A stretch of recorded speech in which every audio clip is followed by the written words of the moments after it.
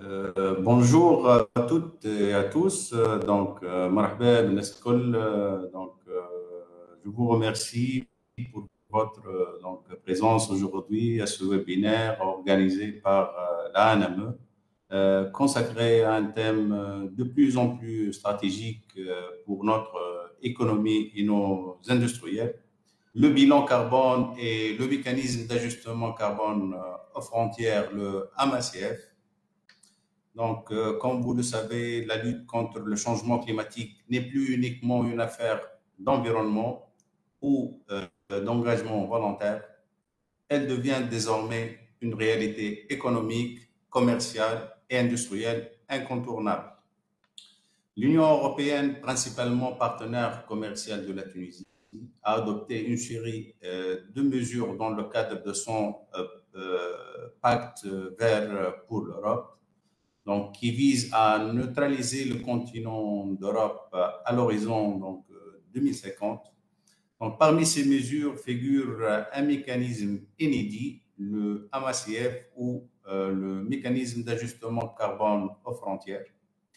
Il s'agit d'un dispositif réglementaire qui oblige les importateurs européens à déclarer les émissions carbone associées aux produits importés et à payer un prix carbone équivalent à celui payé par les industries européennes. Ce mécanisme est progressivement mis en œuvre depuis octobre 2023 et concernera à terme une grande partie de nos exportations industrielles, notamment dans les secteurs suivants. Je cite le secteur du ciment, le fer et l'acier, l'aluminium, les engrais et bientôt d'autres produits qui vont être ajoutés à cette liste.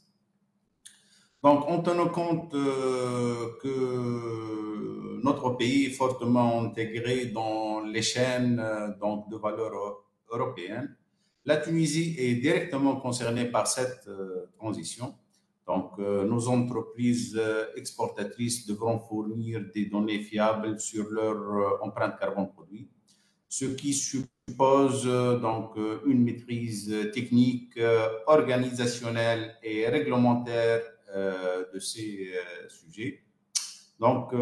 Cela soulève des enjeux importants pour nos industriels. Parmi ces enjeux, je cite sous forme de questions, comment calculer précisément les émissions liées à leurs produits, quel outil ou méthode à utiliser, et comment faire certifier ces données et finalement, quels investissements seront nécessaires pour décarboniser la production et rester compétitive. Ce webinaire vise précisément à apporter des réponses concrètes à ces questions.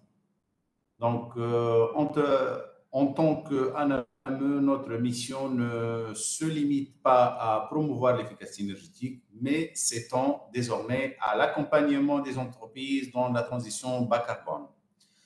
Cela comprend la sensibilisation et la formation des acteurs industriels, l'appui technique pour la réalisation des bilans carbone et la mise en relation avec les dispositifs de financement vert.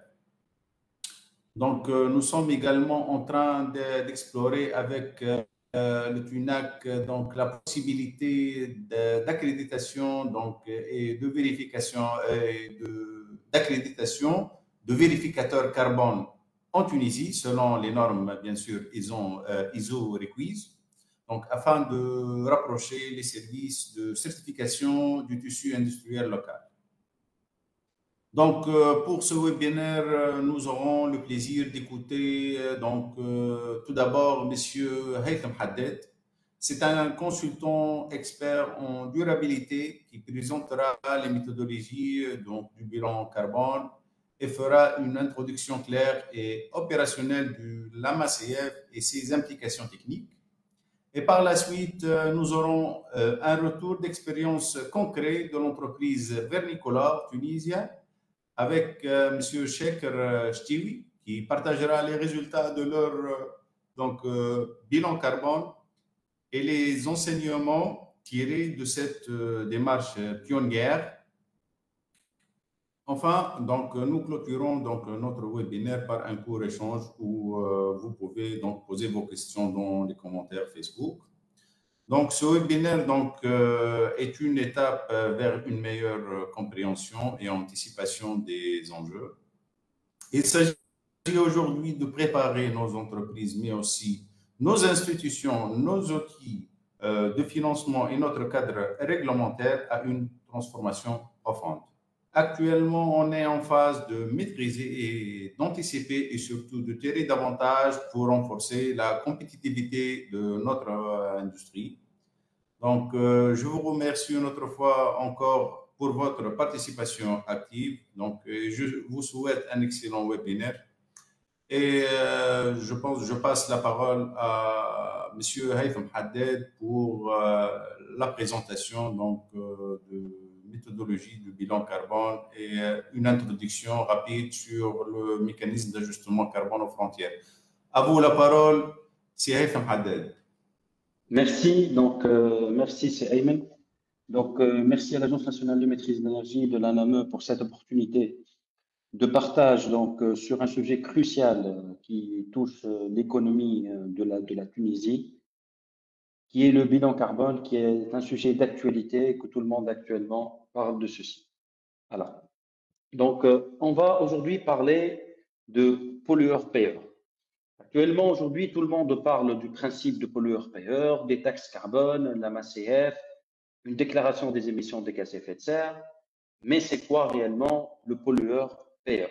Alors, le système d'échange de quotas d'émissions en Europe, le principe de taxation carbone, ça existe depuis des années. C'est pas nouveau. Donc, ça a commencé depuis l'année 2005 et ça a commencé par des étapes progressives. Donc, au niveau du continent européen, ils se sont mis d'accord, suite à l'accord de Kyoto, qu'ils doivent réduire leurs émissions de gaz à effet de serre au niveau du continent européen. Donc, ceci a été lancé pour réaliser les premières déclarations des émissions de gaz à effet de serre et aussi pour limiter les émissions de gaz à effet de serre au niveau des industries.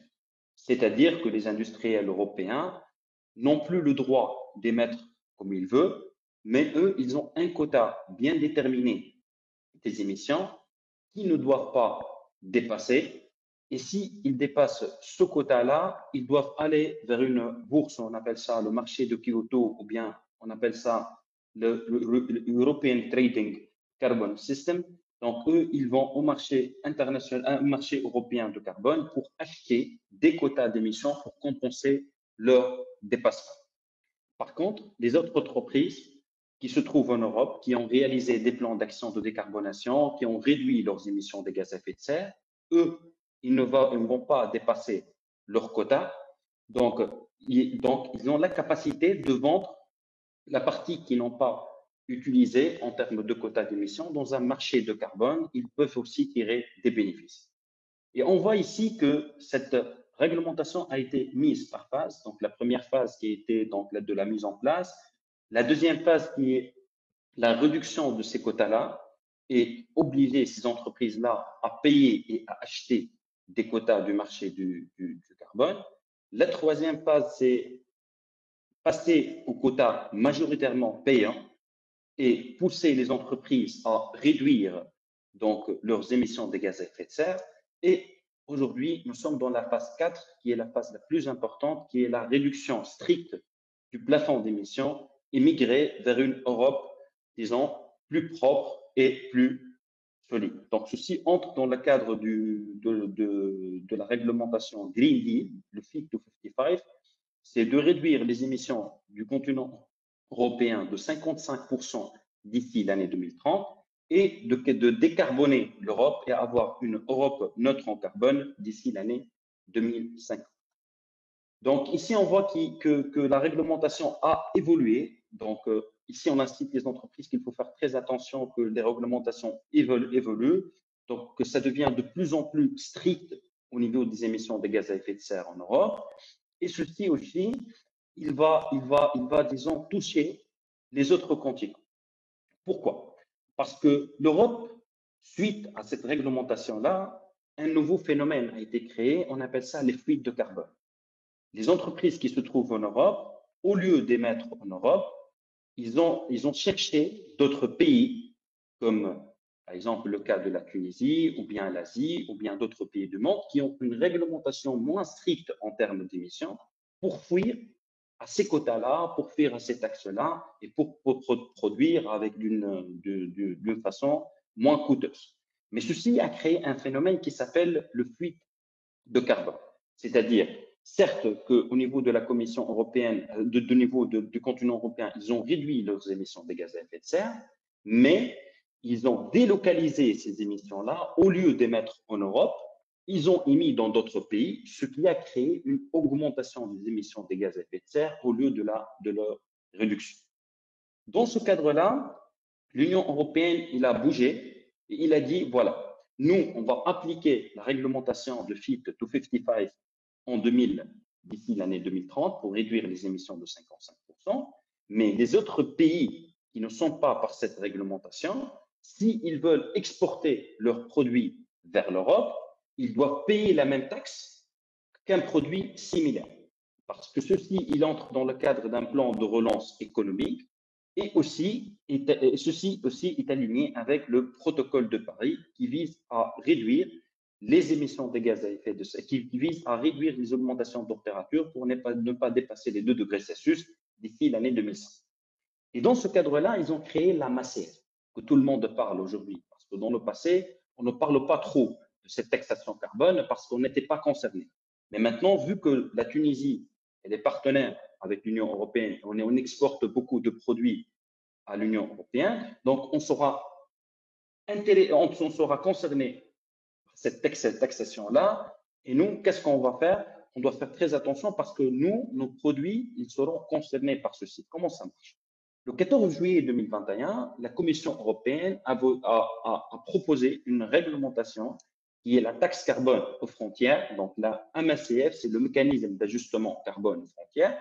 C'est comme des taxes douanières, mais ces taxes-là, ils concernent les émissions de gaz à effet de serre des produits. Donc, par exemple, moi, j'ai un client qui se trouve en Europe, il va importer mon produit. Donc, au niveau des frontières, au niveau de la douane, ce produit-là, il doit payer une taxe carbone similaire au produit qui a été fabriqué en Europe. Comme toutes les réglementations, comme on a parlé tout à l'heure sur l'European Trading Carbon System, donc cette réglementation qui a été mise en place depuis 2005, la MACF, elle est mise en place progressivement. Tout d'abord, elle ne concerne pas tous les secteurs, mais ils ont décidé d'inclure seulement les secteurs à forte intensité d'émissions de gaz à effet de serre. Ils ont commencé par le secteur de sidérurgie, le secteur du raffinage, le secteur cimentier, le secteur d'aluminium, le secteur des produits chimiques d'organiques de base, le secteur d'hydrogène, le secteur d'engrais et aussi le secteur d'énergie. Donc, la Commission européenne a dit, voilà, nous, on va mettre en place cette nouvelle réglementation, mais ça sera d'une façon progressive. Donc, à partir du 1er octobre 2023, il y a une obligation de déclaration des émissions de gaz à effet de serre pour les produits qui seront exportés vers l'Europe. Donc, actuellement, les entreprises tunisiennes qui vont exporter leurs produits en Europe et qui sont concernées par ces secteurs-là, qui sont inclus dans la MACF, ils ont l'obligation de faire cette déclaration suivant un template spécifique qui a été fourni par la MACF.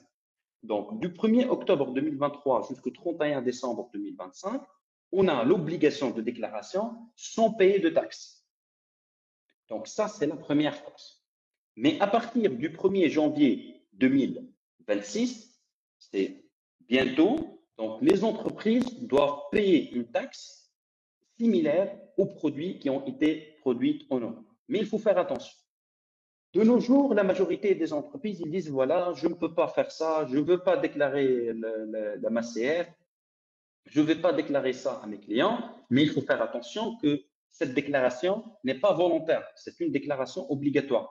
Même si on ne paie pas de taxes pour le moment, il y a des pénalités qui peuvent être appliquées aux entreprises qui ne payent pas leurs taxes. donc, ou bien qui déclarent leurs émissions de gaz à effet de serre d'une façon inexacte, d'une façon incomplète, ou bien qui falsifient les rapports. Donc, s'il vous plaît, il faut faire très attention sur ce point-là. Il faut commencer par faire les déclarations, il faut essayer, il faut se préparer parce que le 1er janvier 2026, c'est bientôt et on ne peut pas risquer de perdre des clients potentiels en Europe. Donc, il faut commencer dès aujourd'hui à procéder à cette déclaration en MACF. Alors, dans la MACF, le principe il est très simple. Donc, l'importateur qui se trouve en Europe, donc il va lancer une procédure qui s'appelle Import Reporting Declaration. Donc, il va faire une déclaration d'importation. C'est comme une déclaration douanière. Et il va soumettre ça aux autorités douanières de son pays au niveau du continent européen. Et par la suite, donc, la société qui se trouve en Tunisie, elle-même doit déclarer ça auprès de son client. Donc, par exemple, moi, je suis une entreprise en Tunisie, le ciment, j'exporte mon produit en Europe, j'ai un client potentiel en Europe, donc moi, je dois déclarer mes émissions suivant un template bien déterminé, suivant un guide bien déterminé qui a été fourni dans le cadre de la loi de la MACF, qui me demande qu'est-ce que je dois déclarer. Ce n'est pas quelque chose au vague. Donc, il y a tout un processus à appliquer pour pouvoir procéder à cette déclaration-là. Ensuite, il y aura un traitement de données au niveau, on appelle ça l'European Commission Transitional Registry. Le CBAM, c'est la MACF, donc il y a un registre transitoire de la MACF actuellement qui va recevoir ces données-là, qui va réellement, il n'y a pas de vérification jusqu'à maintenant parce que c'est une phase transitoire, mais qui va valider que votre déclaration a été faite. Et si la déclaration n'a pas été faite, donc il va appliquer des pénalités aux importateurs et votre client ne va pas travailler avec vous. Donc il faut faire très attention sur ce point pour les sociétés qui n'ont pas encore commencé à procéder à ceci, qui ne sont pas encore prêts à la MACF. S'il vous plaît, ça peut toucher tout votre marché européen. Donc il faut commencer au moins par faire la déclaration. Le plus important, c'est que comme toutes les réglementations qui ont lieu dans le passé au niveau de l'Europe, la MACF, elle est progressive. Qu'est-ce qui va se passer? On a dit que comme c'est l'European Carbon Trading System, le SEQE, il y a eu une réduction des quotas gratuits, c'est similaire pour la MACF. Donc, les quotas, ils vont être réduits progressivement jusqu'à l'année 2035. Qu'est-ce qu'il y a eu? Donc, par exemple, aujourd'hui, en 2026, je vais payer juste une petite partie de mes émissions de gaz à effet de serre. Donc, la taxe ne va pas concerner toutes mes émissions. Mais le problème avec 2027, 2028, 2029 jusqu'à l'année 2035, que ce quota gratuit, il va être réduit peu à peu. Donc, si moi, je ne mets pas un plan d'action, par exemple, au niveau de mon entreprise, pour réduire mes émissions de gaz à effet de serre et pour améliorer l'empreinte carbone de mon produit, je risque de payer plus parce que les quotas gratuits ils sont éliminés. Donc, la taxation, au lieu, par exemple, de payer, par exemple, 10 € par tonne, je vais payer pour le même produit, pour les mêmes émissions, je vais payer 12 € par tonne. Pour l'année prochaine, je vais payer 15 € par tonne, 20 € par tonne, 30 € par tonne, etc., etc. Ça, c'est juste un exemple bêtement, mais juste pour mieux comprendre que ceci est très dangereux. Donc, si on ne s'adapte pas dès maintenant, on ne met pas des plans d'action de décarbonation, on n'assure pas une efficacité énergétique au niveau de nos entreprises, on risque de perdre nos clients parce que nos produits, ils vont payer plus de taxes que celles de nos concurrents. Et actuellement, tous les pays du monde, ils se sont mis à travailler sur ce point-là pour éviter le risque de cette réduction des quotas gratuits. Revenons maintenant au sujet principal du problème. Donc, on a parlé de SEQE, l'European Carbon Trading System, on a parlé de la MACF, mais notre problème source, c'est l'énergie. Donc, nous, en tant qu'être humain, en tant que société, en tant qu'entreprise tunisienne, on est dépendant à l'énergie. On ne peut pas assurer notre activité sans cette énergie-là. Et ici, dans cette courbe-là, on voit qu'il y a eu une augmentation de l'énergie, de l'utilisation, de notre dépendance à l'énergie depuis l'année 1850 jusqu'à l'année 2011, de 8 fois en 80 ans, et ce chiffre-là est un peu choquant. Des personnes ils vont nous dire que voilà, il y a eu une augmentation de la population, c'est pas réellement lié au gaspillage énergétique, c'est pas lié à la dépendance énergétique, mais je vous dis non parce que une augmentation, il y a eu une augmentation moins rapide de la population de 3,4 fois, qui n'est pas proportionnelle à l'augmentation de l'énergie. Donc nous, en tant qu'industriels ou bien en tant qu'être humain, on est devenu plus dépendant à cette énergie-là. On cherche le confort, on cherche à augmenter notre productivité, on cherche à avoir une industrie de masse. Donc ici, ça a créé un problème. Parce que réellement, on est en train d'exploiter cette énergie-là et en fin de compte, rien ne se perd, rien ne se crée, tout se transforme. Et en fin de compte, si on va par exemple utiliser de l'électricité, par exemple du réseau de la STEC, cette électricité-là, elle a été créée à base du gaz naturel. Donc ce gaz naturel, pour pouvoir produire de l'électricité, donc il va être émis par l'atmosphère et ça va créer des problèmes. Il ne va pas se dégrader au bout de quelques années. Par exemple, moi, j'ai une chaudière à charbon ou à fioul lourd. Donc, je vais utiliser ce fioul lourd. Il y aura une action de combustion au niveau de ma chaudière et je vais émettre du CO2 et d'autres types de gaz à effet de serre, donc qui vont rester au niveau de l'atmosphère et qui vont intensifier l'effet de serre. Donc, la chose à retenir ici, c'est quoi? Donc, ceci n'est pas sans conséquence notre utilisation parce que, comme on a dit tout à l'heure, rien ne se perd, rien ne se crée, tout se transforme. Et ceci va créer un problème au niveau des émissions de gaz à effet de serre, une intensification des émissions de gaz à effet de serre, ce qui va s'accumuler au niveau de l'atmosphère et ce qui va renforcer l'effet de serre. Alors, ici, la question, tout le monde se pose, c'est quoi l'effet de serre? Donc, l'effet de serre, c'est un phénomène naturel qui permet de maintenir une température globale suffisante au niveau de la surface de la Terre pour que nous puissions vivre. L'effet de serre est très simple. Donc, le Soleil, il émet des rayons monochromatiques qui comportent plusieurs longueurs d'onde au niveau de la Terre. Donc, une grande partie de ces rayonnements est absorbée par les océans et par la Terre. Et une deuxième partie, elle est réfléchie. Donc, au lieu que de cette partie-là, elle est réfléchie de la Terre, il y a des gaz à effet de serre qui sont présents sur la couche de l'atmosphère qui vont piéger les rayonnements-là, ils vont absorber les rayons infrarouges et qui vont bloquer celui-ci et ce qui va créer une augmentation de la température. Donc, qu'est-ce qui se passe maintenant? Donc, au lieu, disons, d'avoir une température stable au niveau de la surface de la Terre, on est en train d'intensifier l'effet de serre à cause de l'utilisation intensive des énergies fossiles. Et ici, par exemple, on voit un petit exemple que si on n'a pas effet de serre, notre température au niveau de la Terre sera entre moins 15 et moins 18 degrés. Grâce à l'effet de serre, on a une température moyenne globale naturelle au niveau de la surface de la Terre de 15 degrés Celsius avec une augmentation naturelle de 0,5 degrés Celsius tous les 10 000 ans.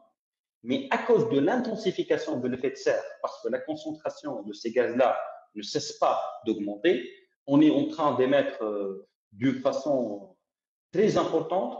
Donc, qu'est-ce qui se passe actuellement? Donc, on a touché cette composante-là de température et on a actuellement une augmentation de température de l'ordre entre 1,3 et 1,6 degrés, 1,3 et 1,5 degrés Celsius.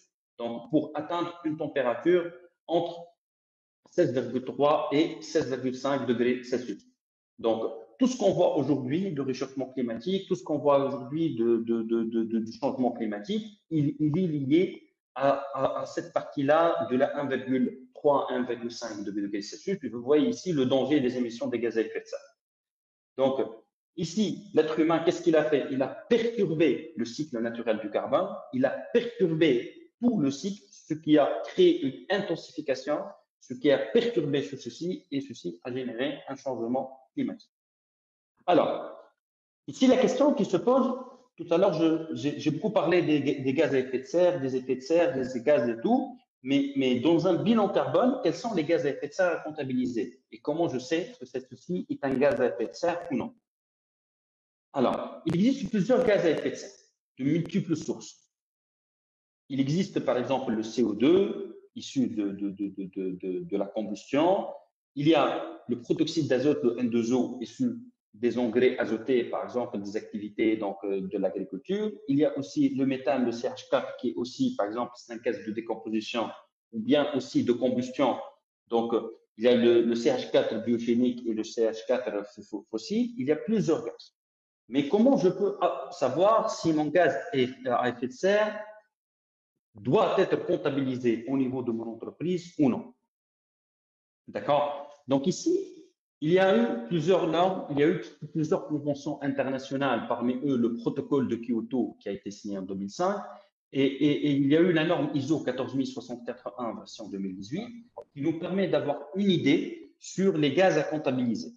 Et parmi les gaz à comptabiliser donc, dans un bilan carbone, il y a le CO2, il y a le CH4, le méthane, il y a le protoxyde d'azote, le N2O, il y a le HFC, c'est l'hydrofluorocarbure, les gaz réfrigérants qu'on utilise dans les climatiseurs, qu'on utilise dans la partie de refroidissement de nos usines. Il y a le PFC, le perfluorocarbure, qui est un gaz réfrigérant produit électronique. Il y a le SF6, qui est produit électronique, isolation de vitrage, ou bien il est très utilisé dans l'isolation des jeux de barre moyenne tension au niveau des compagnies de fourniture d'électricité, aussi au niveau industriel. Et il y a le NF3, le trifluorure d'azote, qui est utilisé dans la production de semi-conducteurs. Ce gaz-là, il a été ajouté après. D'accord? Donc, dans un bilan carbone, on comptabilise seulement ces gaz-là qui sont concernés par le bilan. Donc, il faut faire attention, donc ne pas dire je dois tout comptabiliser, tout, seulement je dois focaliser sur ces gaz-là. Et la question qui se pose ici, tout le monde il est en train de parler de CO2, mais on n'a jamais vu ces gaz-là dans un bilan carbone. Je vous dis oui, parce que pour pouvoir réaliser un bilan carbone, il faut une unité commune. Parce qu'on ne peut pas compter chaque gaz séparément, on ne peut pas communiquer. Donc, quand on voit le rapport, généralement, on voit ce produit-là, il a tel CO2. Cette entreprise-là, elle a émis tel de CO2. Mais pourquoi on a plein de gaz? Je vous dis qu'il y a une unité commune qui s'appelle le PRG. C'est le pouvoir de réchauffement global. Le pouvoir de réchauffement global, c'est une méthode qui permet de convertir un gaz vers un gaz de référence. Par exemple, on peut utiliser, par exemple, on peut convertir le CH4 en un gaz de référence. On peut convertir le protoxyde d'azote en un gaz de référence. Et ce gaz de référence-là s'appelle le CO2.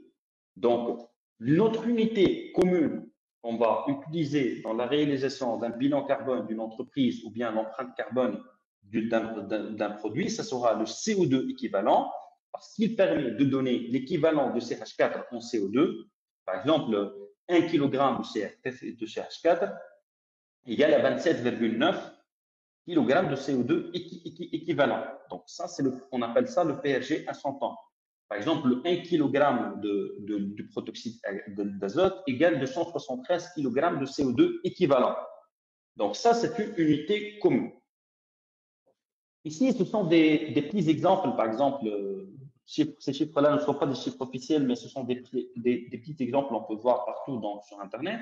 Par exemple, ici, une unité d'énergie interne de gaz égale à 3,37 tonnes de CO2 équivalent. Une unité d'énergie interne de pétrole égale à 3 tonnes de CO2 équivalent. Une unité d'énergie interne de charbon égale à 4 tonnes de CO2 équivalent. On voit ici que le charbon est l'énergie fossile la plus émettrice de gaz à effet de serre, et c'est pourquoi que tout le monde aujourd'hui parle de charbon. D'accord? Alors, les secteurs qui sont responsables des émissions de gaz à effet de serre, ça, ce sont juste des petites statistiques à l'échelle internationale. Il y a la production de chaleur et d'électricité qui comporte 25%. Il y a le secteur d'agriculture forestière et l'utilisation des sols, 24%. Il y a le secteur industriel qui a 21% parce qu'il faut faire attention, les émissions de gaz à effet de serre ne viennent pas seulement des énergies. Les émissions de gaz à effet de serre, ils peuvent venir du processus de production. Par exemple, dans une usine de production de ciment, on utilise le calcaire, on fait chauffer le calcaire pour pouvoir produire le clinker. Dans cette réaction de chauffage-là, on va atteindre une certaine température, par exemple entre 900 degrés et 1000 degrés. Cette réaction chimique, elle va transformer le calcaire en clinker, mais aussi elle va émettre du CO2 qui est bloqué dans la roche. Donc, il faut faire attention que les émissions ne viennent pas seulement des énergies. Aussi, il y a le secteur de transport qui représente 14%, les autres productions d'énergie, parce que toutes les énergies, même il n'y a pas des énergies, par exemple, comme le biogaz, par exemple, le biogaz, il utilise du CH4 biogénique issu de la composition, mais aussi il a des émissions des gaz à effet de serre. Il faut faire attention sur ce point-là. Il y a tout ce qui est le bâtiment-logement, tout ce qui est l'utilisation dans le bâtiment et le logement. Ici, on voit qu'il y a un sérieux problème, qu'il y a eu une augmentation de la concentration des gaz à effet de serre au niveau de l'atmosphère. On voit ici, par exemple, le CO2, il a augmenté à peu près de 260 ppm. ppm, c'est le particule par million, c'est la concentration de CO2 dans l'atmosphère. Il a augmenté de 270 vers 420 ppm. On voit aussi ici le CH4 qui a augmenté pratiquement de 950-980 particules par million jusqu'à atteindre 1866 particules par million. Et on voit aussi ici le protoxyde d'azote. Donc, il faut sonner la sonnette d'alarme. Donc, actuellement, on est dans une courbe croissante. Et c'est pourquoi que les réglementations, ils sont devenues de plus en plus strictes. Et tout le monde aujourd'hui, et tous les conventions internationales qui ont été signées entre les pays et tous les mouvements internationaux, ils ont sonné la sonnette d'alarme parce qu'on est dans une courbe croissante, on n'est pas en train de réduire nos émissions de gaz à effet de serre. Et c'est pour ça que j'insiste sur un point qu'il faut bien se préparer aux nouvelles réglementations. Parce que plus le phénomène, plus la courbe elle est croissante, plus les réglementations ils seront de plus en plus strictes pour contourner ceci. Donc, suite à ceci, il y a eu des conséquences. Donc, suite à la perturbation du cycle naturel, donc, au lieu d'avoir une augmentation de température de 0,01 degré entre tous les 10 000 ans, on a maintenant une augmentation de température de 0,1 degré tous les 5 à 6 ans. On a des années très chaudes et on voit actuellement au niveau de l'été, on n'a plus le même été. Il y a une perturbation, il y a une augmentation intensifiée de chaleur. Et aussi, il y a le réchauffement des eaux profondes des océans et l'élévation du niveau de mer et l'acidification des océans. D'accord? Donc, le problème de réchauffement climatique n'est pas d'aujourd'hui, il date depuis 1979 au niveau de Genève en Suisse. Donc, c'est la première assemblée générale du climat qui a été organisée par la PNU. La PNU, c'est le Programme des Nations Unies pour l'environnement. Et suite à ceci, ils ont créé la GIEC. La GIEC, c'est une organisation scientifique qui opère sous la PNU, qui s'appelle le groupe d'experts intergouvernemental pour l'évolution du climat, en anglais IPCC, c'est l'Intergovernmental Panel on Climate Change. Et celui-ci, c'est très important parce que la GIEC, c'est l'organisme international qui fournit les rapports scientifiques et qui sont valides. Donc, je vous recommande toujours de travailler avec la GIEC, même par exemple pour les valeurs de PRG que nous avons vues tout à l'heure, pour convertir par exemple le CH4 vers le CO2 en utilisant le PRG, il faut toujours se référer au dernier rapport de la GIEC. Donc, depuis 1988, donc, la GIEC, en 1990, elle a publié son premier rapport et tout le monde, ils sont devenus inquiets. Pourquoi? Parce que le premier rapport de la GIEC, il était alarmant. Donc, la GIEC, elle est composée de 3 groupes. Donc, le premier groupe, il présente les impacts sur les changements climatiques, l'effet climatique réel et tout. Donc, et depuis ceci, ils ont réalisé la fameuse sommet de la Terre qui s'appelle le sommet de Rio, qui a mis en place la Convention cadre des Nations Unies contre les changements climatiques qui s'appelle la CCNUCC.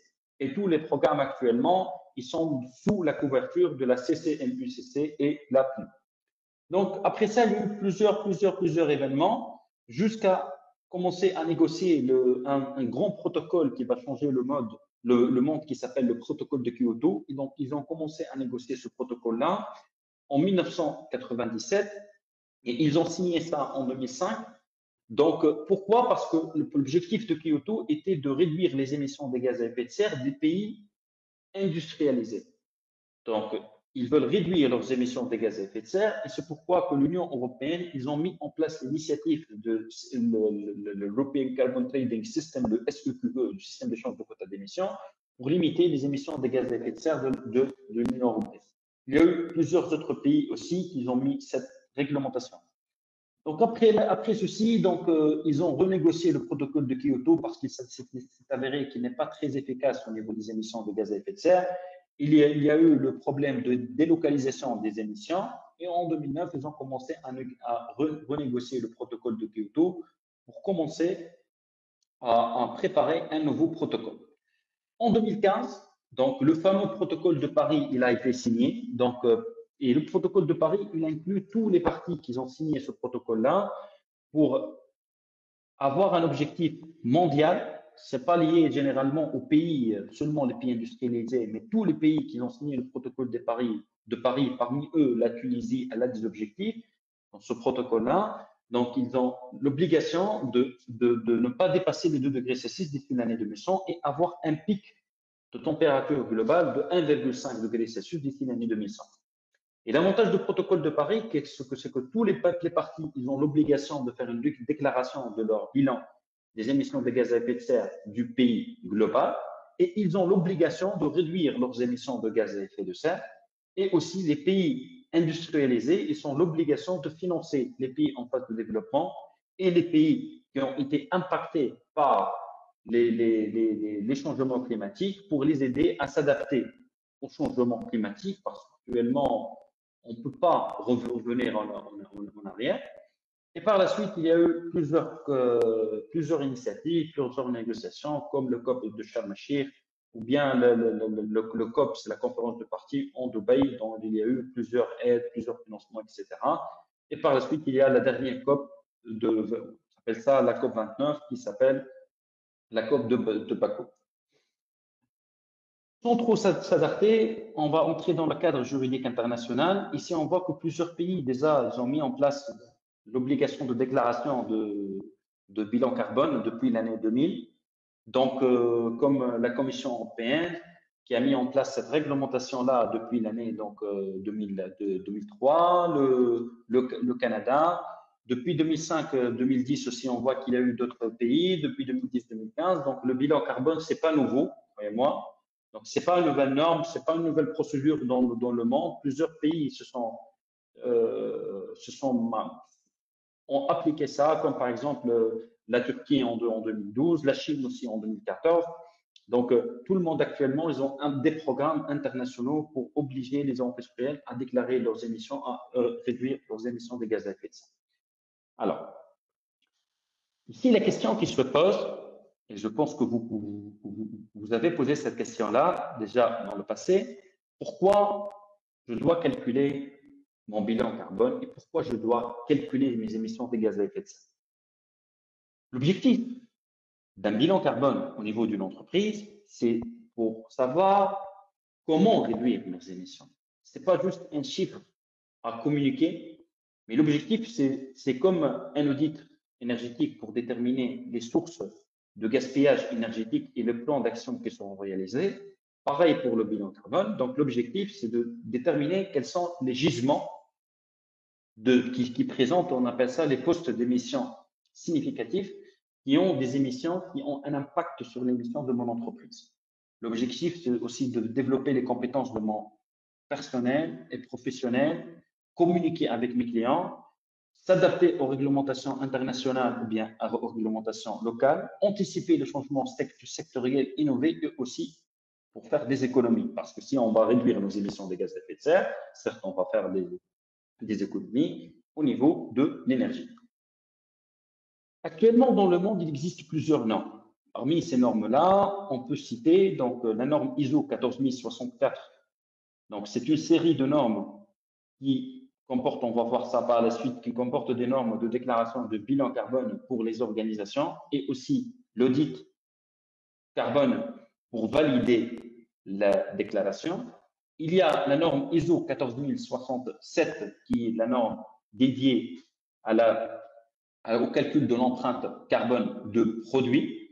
Il y a la norme, le Greenhouse Gas Protocol, que j'appelle ça personnellement la norme mère, qui a créé les autres normes, qui est une norme très utile aussi. Il y a aussi les normes ISO 14044 et la norme ISO 14040 qui intègrent l'analyse de cycle de vie. Il faut faire attention, s'il vous plaît, ces normes-là ne sont pas des normes certifiantes. Donc, il faut faire attention. Actuellement, on parle beaucoup de certification en carbone. Je suis une entreprise certifiée en carbone. Je suis certifié ISO 14064. Donc, ces deux normes-là ne sont pas des normes certifiantes, mais ce sont des normes directives. Il permet de me dicter et de me guider pour faire la mesure, la surveillance, la déclaration et la validation et la vérification de mes émissions. Mais ça ne me permet pas de certifier mon entreprise.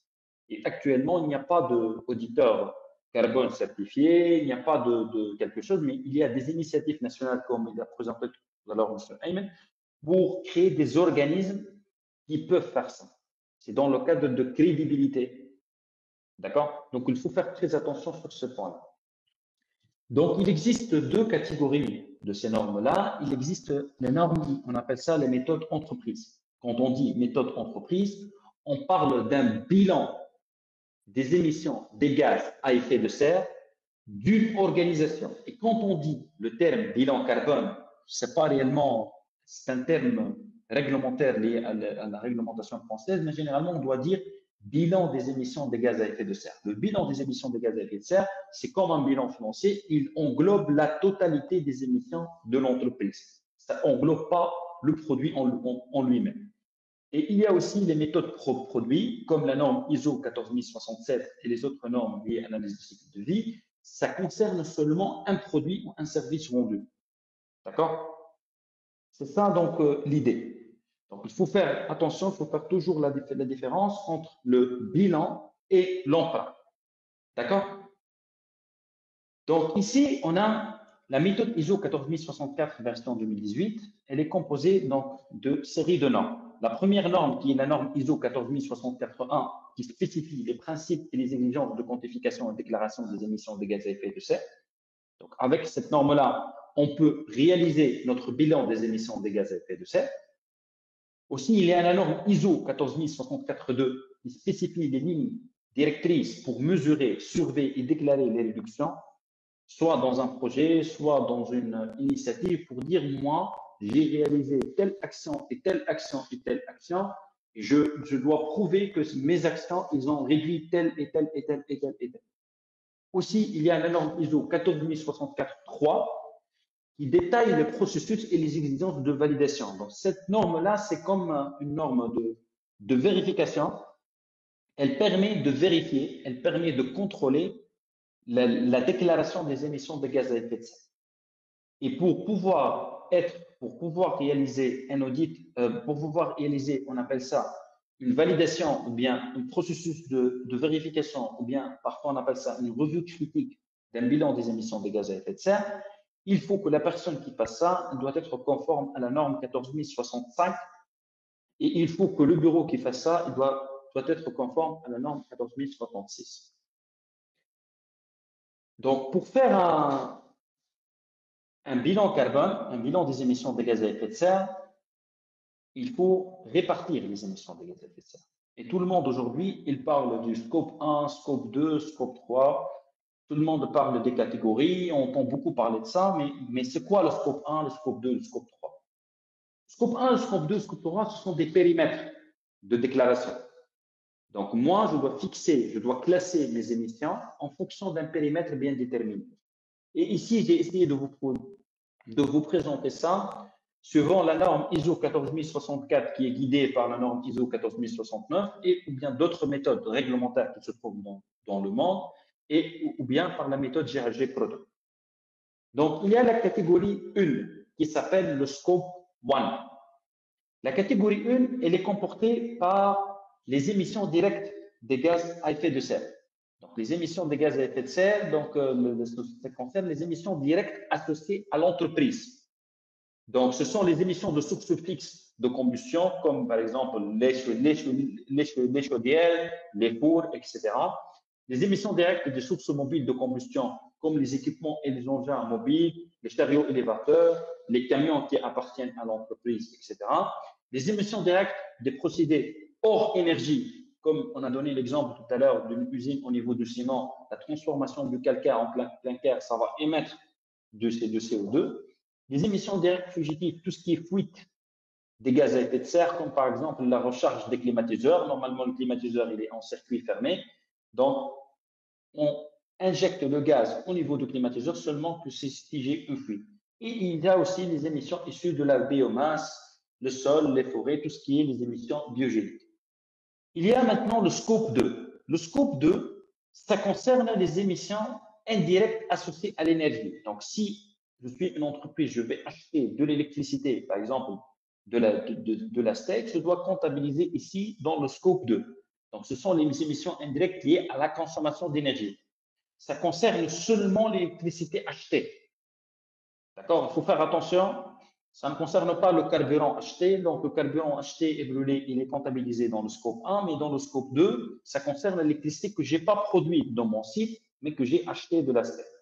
Ça concerne aussi des émissions indirectes liées à la consommation d'autres types d'énergie, par exemple, comme l'achat de la vapeur, de l'air chaud, de l'huile chaude, du froid, etc., etc. Maintenant, on va attaquer le scope 3. Le scope 3, dans le scope 3, on a la première catégorie qui s'appelle la catégorie 3, ce sont les émissions indirectes associées au transport. C'est-à-dire que ce sont les émissions indirectes, que ce n'est pas moi que j'ai émis ça, mais à cause de mon activité, j'ai eu recours à d'autres organismes qui vont assurer des services pour moi, de transport, n'importe quelle chose, pour que je puisse continuer mon activité. Et ici, il y a les émissions indirectes associées au transport. Par exemple, le transport de marchandises, si je fais appel à des prestataires spécifiques qui vont m'assurer ça, le transport de marchandises en amont ou en aval, le déplacement domicile-travail de mes employés, le déplacement des visiteurs et des clients, les déplacements professionnels. Et aussi, il y a la catégorie 4 qui est l'émission indirecte associée aux produits achetés, comme l'achat de biens, donc l'achat de matières premières. Donc, si j'achète de matières premières, je dois comptabiliser ça dans mon scope 3, suivant la norme GRG Protocol, ou bien dans la catégorie 4, suivant la norme ISO 14064-1, version 2018. Tout ce qui est les immobilisations de biens, les biens, les nouvelles machines que j'ai achetées, les installations que j'ai mises en place, la gestion des déchets. Donc, les déchets qui sortent de mon usine, qui vont être traités chez un sous-traitant qui va traiter mes déchets, les actifs de leasing en amont, si j'ai loué quelque chose, et les achats de services, tout ce qui est les prestations de services et les services que j'ai achetés. Services financiers, services informatiques, services juridiques, prestations, toutes les prestations nécessaires qui sont incluses dans la réglementation, bien sûr. Donc, émissions indirectes associées aux produits vendus, c'est la catégorie 5. Ce sont les émissions indirectes, tout ce que je vends. Donc, je suis aussi responsable pour l'utilisation des produits que j'ai vendus, leur transformation, les actifs leasing en aval si je loue quelque chose à quelqu'un, la fin de vie des produits que j'ai vendus. Donc, je suis responsable sur la fin de vie. Donc, tout ce qui est à la fin de vie de mon produit, qu'est-ce qui va devenir le produit et comment je vais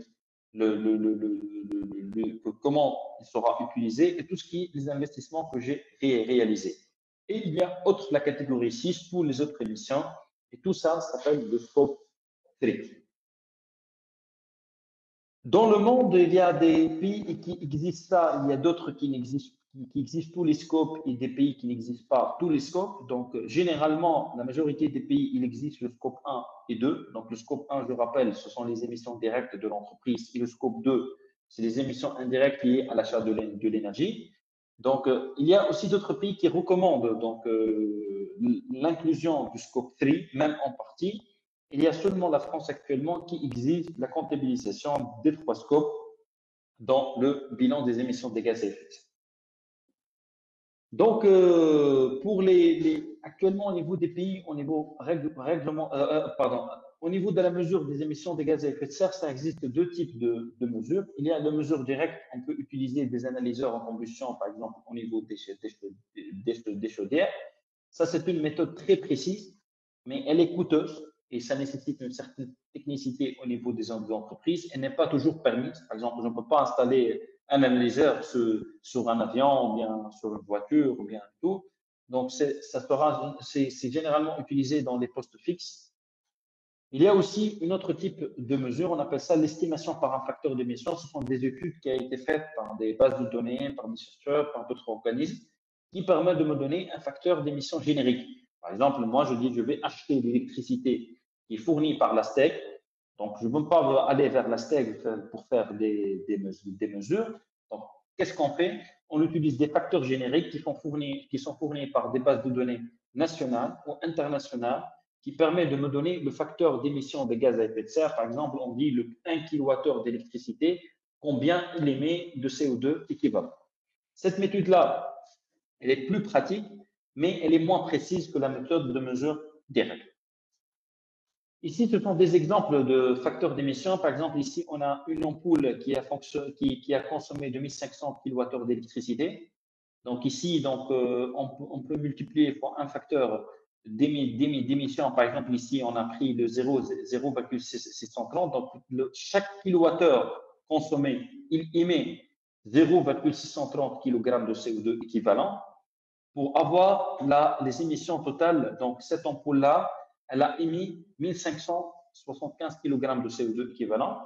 Il y a un chauffage, par exemple, qui a consommé 3500 mégajoules donc, de gaz. Donc, on a multiplié ça par son facteur d'émission. Une voiture qui a roulé pendant 1000 km, le facteur d'émission, c'est 0,3 kg de CO2 équivalent par chaque kilomètre roulé. Et ici, il y a un avion qui est le même principe. On peut appliquer ça par personne ou bien par kilométrage, tout dépend des données et de la base de données. Pour résumer, donc, avant de clôturer, j'aime bien vous donner quelques étapes essentielles pour réaliser votre bilan carbone. Donc, il y a la première étape, c'est de préparer le cadre. Donc, il faut bien définir le cadre, le référentiel, l'équipe, etc., etc.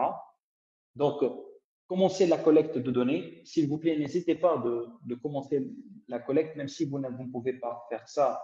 N'hésitez pas de faire la collecte des données. Calculer les émissions. N'hésitez pas à lancer le calcul. Donc, il faut commencer par préparer le cadre, collecter les données, calculer les émissions, préparer les décideurs. Donc, pourquoi il faut préparer les décideurs? Parce qu'après avoir calculé, donc, il faut faire une réunion avec les dirigeants de l'entreprise pour leur présenter les résultats et pour lancer où l'entreprise elle est émettrice, quels sont les postes d'émission. On voit qu'il y a dans le scope 1, il y a plusieurs catégories, dans le scope 2, il y a plusieurs catégories, dans le scope 3, il y a plusieurs catégories. Donc, on peut présenter ça à la direction générale ou aux dirigeants de l'entreprise pour préparer les décideurs, pour les expliquer et pour avoir un budget pour pouvoir décarboner l'entreprise et lancer un plan de décarbonation qui vise à réduire les émissions de gaz à effet de serre de l'entreprise. Et après, il faut lancer les actions et après ça, il faut publier le bilan. Donc, il y a plusieurs initiatives qui ont été lancées à l'échelle nationale et dans ce cadre-là, on remercie vraiment l'ANME pour cette plateforme. Vraiment, je recommande aux entreprises d'utiliser ça. Il y a l'initiative Décarbo Act. C'est une plateforme très utile à utiliser, que j'incite les industriels tunisiens à essayer d'utiliser ça, que juste de s'inscrire à cette plateforme-là. C'est une plateforme qui a été réalisée par l'ANME. C'est une plateforme très bien utilisée, c'est très facile d'utiliser. Vous n'avez pas besoin de connaissances techniques, juste d'introduire vos données pour pouvoir l'utiliser. Vous m'entendez, Saïd? عندك un problème de micro. Je vous entends. Est-ce que vous m'entendez? C'est bon? C'est bon comme ça. C'est bon. Ouais. D'accord. Donc, au niveau de la Décarbo Act, donc, elle est très intéressante. Donc, pour conclure, notre budget carbone, il est limité. La transition énergétique doit anticiper la fin de réserves énergétiques fossiles. Donc, à l'échelle collective, on devra agir à l'échelle collective. On doit agir à l'échelle sectorielle et même à l'échelle individuelle. On doit changer nos gestes. On doit sensibiliser le proche. Et surtout, avec actuellement, ça peut toucher donc l'économie tunisienne. C'est un sujet très important. Donc, j'appelle à tous les entreprises, j'appelle à tout le monde pour être bien impliqué dans cette culture, dans cette stratégie-là. Et pour finir, et pour clôturer avec une citation que j'aime bien dire, chaque degré change compte, chaque année compte, chaque décision compte. Ne pas agir aujourd'hui, c'est de reporter ce fardeau pour les prochaines générations. Limiter le réchauffement climatique à 1,5 degré Celsius n'est pas impossible, mais ça requiert des politiques fortes et immédiates au niveau des pays et au niveau des nations. Et je vous remercie pour votre attention. Merci beaucoup, chez Haytham. Donc, pour cette présentation claire et enrichissante sur le bilan donc, carbone et le MACF. Donc, vous avez passé un tour d'expérience concret sur la mise en œuvre d'un bilan carbone entreprise. Donc, j'ai le plaisir de donner la parole à M. Sheker Chtiwi. Donc, c'est un responsable de la sécurité environnement chez Vernicolor Tunisia. Donc, il va nous partager le témoignage de son entreprise. Donc, à vous la parole, M. Sheker.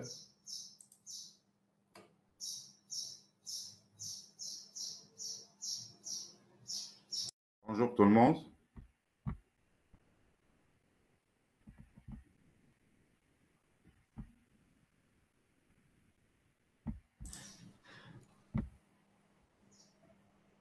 Voilà. Vous voyez l'écran? Oui. D'accord. Donc, bonjour à toutes et à tous. Je suis heureux de partager avec vous une expérience de mon entreprise Vernicolor Tunisie.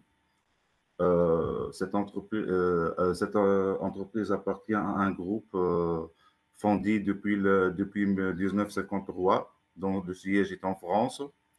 Nous sommes spécialisés dans la décoration, l'injection plastique, l'assemblage des pièces pour le secteur automobile essentiellement.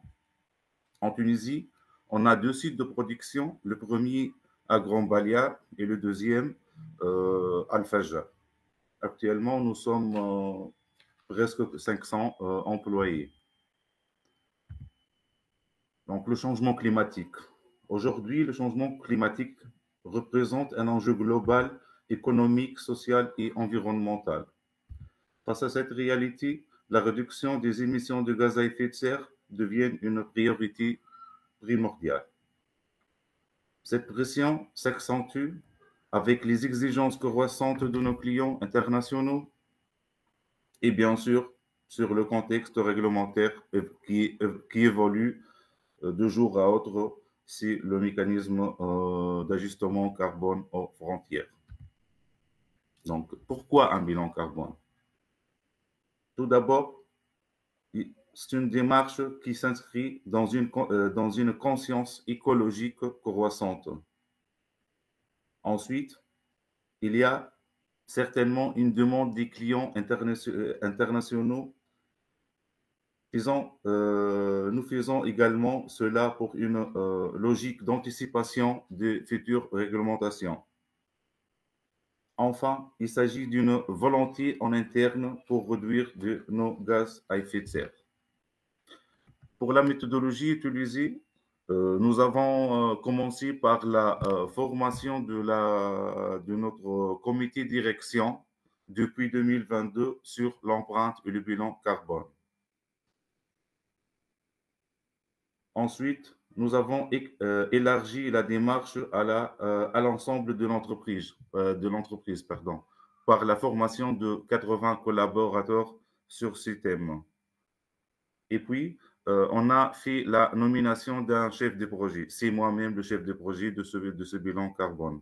Donc, j'ai fait une formation sur la maîtrise du logiciel de calcul bilan carbone, donc avec l'Institut de formation carbone en France, la première formation en 2022 et la deuxième en 2023 et la deuxième en 2024. Et puis, on a décidé d'acheter le logiciel pour avoir une autonomie dans le calcul. Donc, le logiciel, c'est le bilan carbone, c'est l'ABC carbone pour calculer notre bilan carbone. Les données sont les données 2023 pour les deux usines installées en Tunisie, Grand Balia et El Fajra. Et le périmètre, et concernant les scopes évalués, nous avons suivi la méthodologie classique du bilan carbone. Donc, c'est le 3 scopes, scope 1, 2 et 3. Pour commencer, donc, on a fixé une cartographie pour, comme vous voyez sur, comme vous voyez sur l'écran.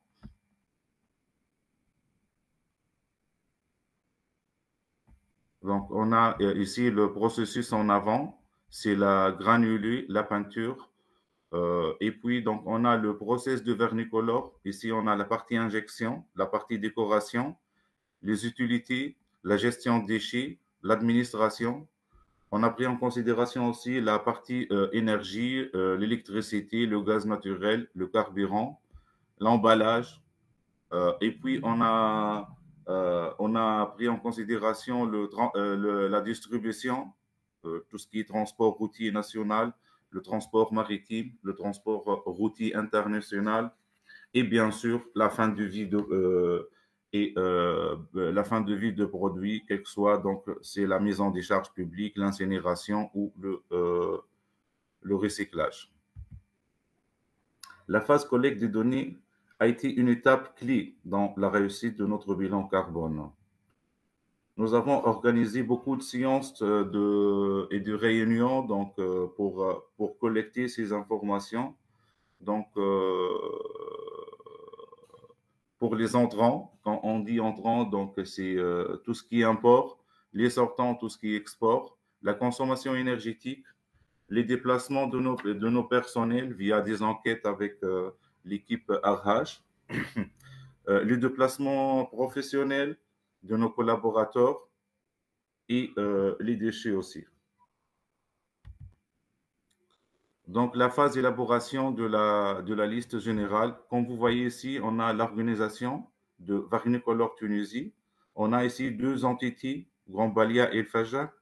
Et puis, on a les domaines, les catégories, les sous-catégories et les postes. Et puis, on passe à la phase d'intégration des quantités. Cette étape et c'est une étape de saisie des données, des volumes et des données collectées. Et puis, on passe à la phase d'intégration des facteurs d'émission. C'est comme vous voyez ici, ce sont des extractions de logiciels de calcul. Ici, on trouve l'électricité en Tunisie. Le facteur d'émission, il est de 0,463 kg CO2 par kilowattheure. Ici, on trouve pour la partie groupe machine, groupe électrogène, machine, c'est le facteur en kilogrammes. Ici, les tables, les chaises, les armoires. Ici, quelques gaz. Et après, donc, on trouve notre résultat de calcul. Donc, comme vous voyez, le site El Fajra représente 76%, c'est le 3/4 de nos émissions totales. Cela explique par le fait que le processus injection, qui est le processus le plus consommateur d'énergie, est centralisé sur site El Fajra. Donc, vous pouvez voir la répartition des émissions entre le 3 scoop, donc le scoop 3, 46% du total bilan, le scoop 1, 30% et le scoop 2, 24%. On passe au résultat par catégorie. C'est comme vous voyez sur écran, donc la partie énergie représente 54% du bilan. c'est la plus gros poste, surtout à cause des machines d'injection très consommatrices d'électricité. Ensuite, on trouve les achats de matières premières qui représentent 15%. Ce sont essentiellement le plastique et la peinture. La partie transport de marchandises aussi, qui compte 15%, c'est à cause de l'importation de nos matières et l'exportation de nos produits finis vers l'Union européenne essentiellement. Donc, nous avons défini un plan d'action structuré pour répondre nous avons donc défini un plan d'action structuré. On a commencé par la mise en place d'une station photovoltaïque sur site El Fajr de 408 kW crête. Pour la partie mobilité durable, nous avons aussi acheté 2 minibus et 18 vélos, donc pour faciliter le déplacement de nos employés qui habitent à proximité, en favorisant les modes de transport le plus durables. On a développé en interne une application de covoiturage pour réduire l'utilisation des voitures individuelles pour les trajets domicile-travail. On a mis en place une application ou un logiciel de gestion de l'énergie pour mieux suivre et optimiser nos consommations énergétiques. Donc, comme vous voyez ici, on peut visualiser la répartition de l'énergie en temps réel. Ça nous permet de suivre la distribution de l'énergie et facilite l'optimisation et la réduction des gaspillages. Donc, l'étape après, on a planifié la certification de système de management de l'énergie, l'ISO 50001, et l'achat d'un logiciel pour calculer l'empreinte carbone de nos produits. Se sont planifiés pour la deuxième semestre de 2025. Et on a mis comme objectif de réduire moins 35% de nos gaz à effet de serre d'ici 2030. Et on a mis l'année 2022 comme une année de référence.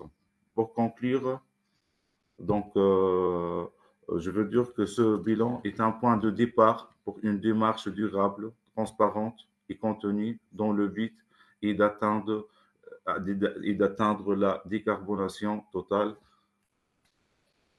Et finalement, je vous remercie pour votre attention.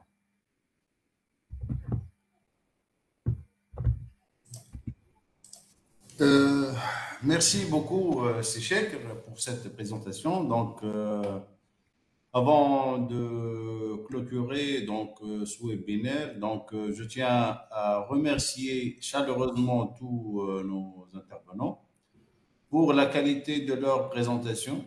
Donc, si vous avez quelque chose à ajouter, c'est Haytham, c'est Shaker, donc avant de clôturer. Si vous avez quelque chose à ajouter par rapport à la présentation de Vernicolor, donc à l'expérience de Vernicolor pour son établissement d'un bilan de calcul carbone. Alors, si vous avez des remarques par rapport à ça. Oui, je félicite Vernicolor pour la qualité, la qualité de la démarche. Et on voit que voilà, c'est un exemple concret parce qu'on voit qu'ils ont commencé par la première étape qui est la sensibilisation. Ils ont cadré leur projet. Ils ont commencé la collecte et on voit qu'il y a une progression et une amélioration au niveau de la collecte. Et on voit à la fin de compte qu'il y a un plan d'action. Donc, le témoignage de M. Cheikh, il récapitule pratiquement toute la démarche. Donc, il ne suffit pas d'avoir juste un chiffre ou bien un calcul de bilan carbone. L'essentiel que tous les partis doivent être impliqués dans cette culture-là. Et en fin de compte, il faut agir pour décarboner l'entreprise et pour fixer des objectifs pour être bien alignés. Ça, c'est un très bon exemple concret de la démarche sociale. Voilà. Merci. Merci beaucoup. Donc, à très bientôt. Donc, dans le cadre Merci à de vous. nos Merci. questions. Inch'Allah, عيدكم مبروك. Donc, bonne fin de journée. Inch'Allah, عيدكم مبروك نسكت. Merci. Merci. يعطيكم الصحة وبارك الله فيكم و à très bientôt. À très bientôt. Merci beaucoup. On clôture. Allez, on clôture. Merci. Au revoir. Bye bye. Au revoir.